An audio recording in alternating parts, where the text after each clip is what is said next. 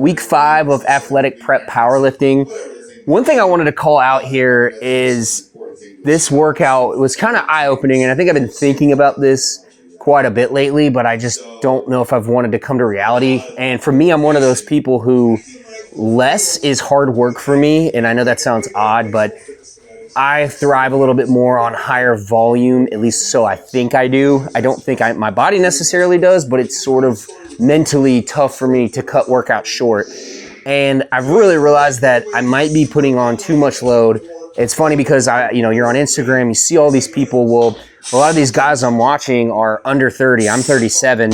They don't have 3 kids, and their full-time job is a strength and conditioning coach, which is not mine.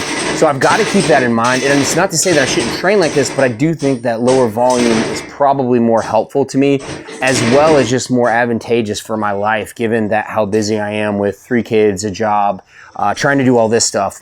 But all that said, that first exercise I wanted to show you guys is a really cool new warm-up that I haven't shown yet, but that's really good for athletes as you're rotating over your femur. So if you look, your femur stays stationary and your rib cage rotates over. And if you think about it, any movement that's changing direction, that's a very common movement in athletics.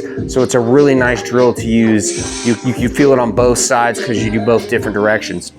But all that said, I split this workout into 2 days based on kind of what I had stated earlier about time.